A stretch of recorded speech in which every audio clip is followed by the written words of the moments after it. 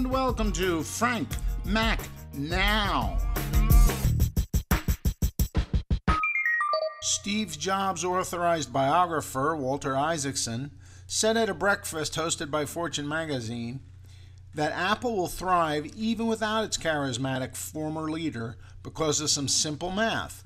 Design guru Johnny Ives plus operations genius Tim Cook equals Steve Jobs.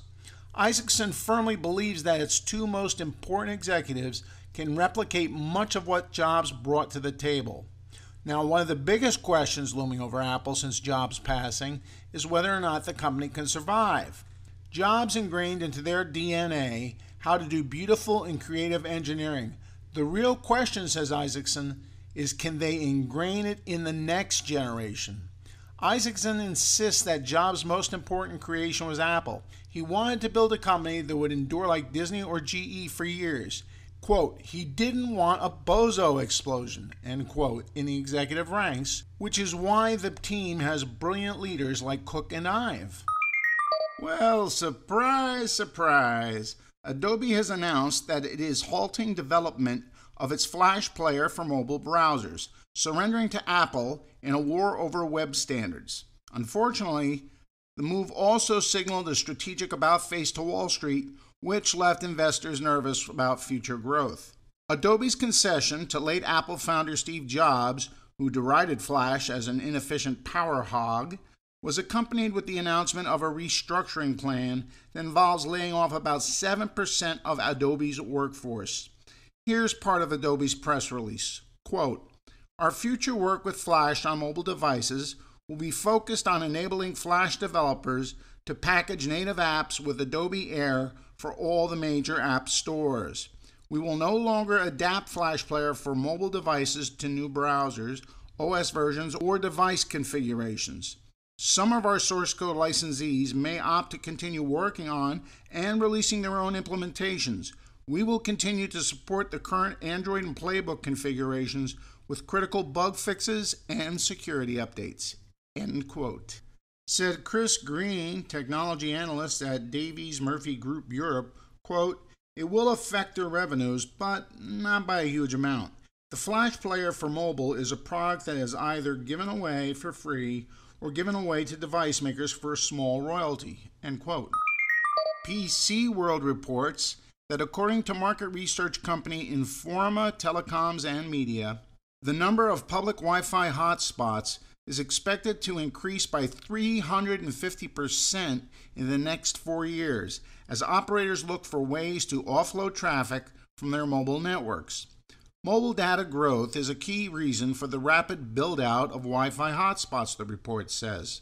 For further proof, telecom equipment vendor Ericsson published a report which contends that mobile data traffic will grow tenfold in 2G, 3G, and 4G networks between 2011 and 2016. To handle the growth, operators will have to use a number of different technologies, including Wi-Fi, LTE, and traffic shaping. Research shows that users don't care about acronyms like 3G, 4G, or Wi-Fi as long as their network connection works well. However, to increase usage, hotspots also have to become easier to use. Operators and vendors are working on integrating mobile networks and Wi-Fi hotspots more closely, including using SIM cards to simplify the login procedure and roaming between different networks. Globally, smartphones account for 36% of all connections, compared to 48% for laptops and 10% for tablets. However, in North America, smartphones already outnumber laptop connections, according to Informa. Informa defines public hotspots as a place that offers internet access to all members of the public, either for a fee or for free.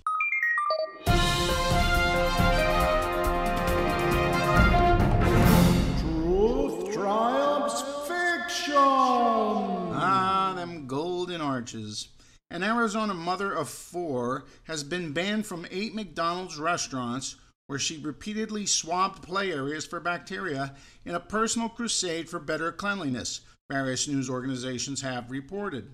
Erin Carr Jordan, 36, of Chandler, Arizona, received a hand-delivered letter informing her that she is prohibited from setting foot in 8 McDonald's restaurants in Gilbert, Chandler, and Phoenix, and that she will be charged with criminal trespass if she does.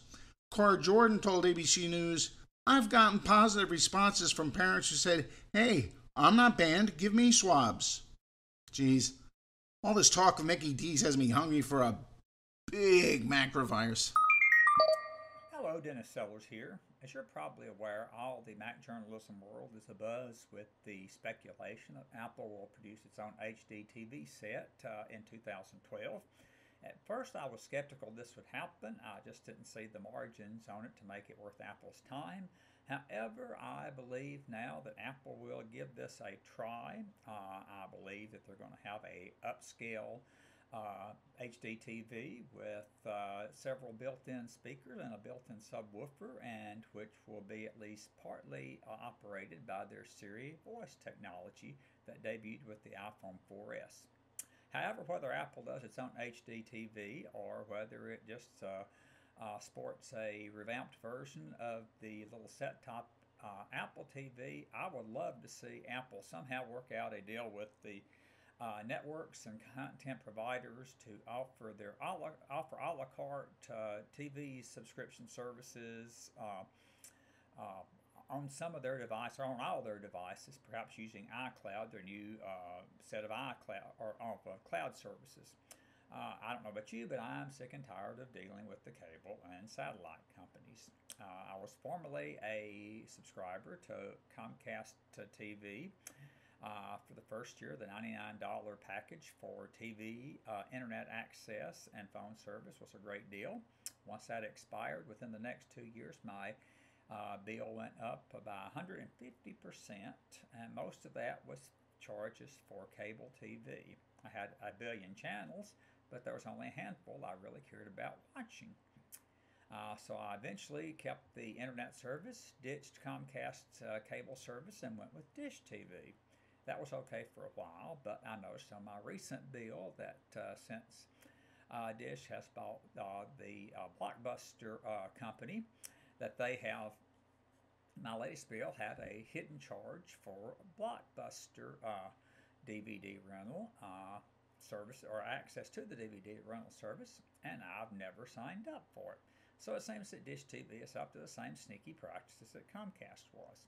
Somebody needs to do something about this, and if anyone has the clout, it would be Apple. So I would love to see an Apple hardware device of some type, or better yet, a hardware or a service where I could subscribe, pay a monthly fee for the channels, or perhaps even the shows that I would like to watch. I would be willing to pay a decent amount of money for this to happen, and quit wasting my time paying for channels that I never watch. Can Apple make this happen with the television networks? I don't know, but if you can, Apple, I'll be the first in line for an Apple TV, or an iTV as the case may be. Anyway, that's all for now. Until next time, take care and be good.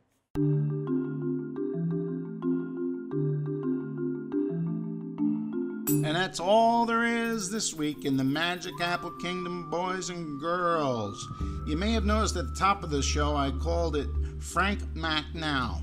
Well, over the next several months, I'm going to be rebranding this project. There'll still be the same podcast, albeit with a new name, but there'll also still be freshly squeezed reviews, the blog, and it'll be updated more often this time. And then there will be some new additions that you'll have to just wait and see. For a while, the original site will remain up simultaneously with the new blog site. If you have any suggestions at all, remember, be polite, but tweet me at @FPetrie. So, until next time, this has been your host, reminding you to download, double-click, and drop out.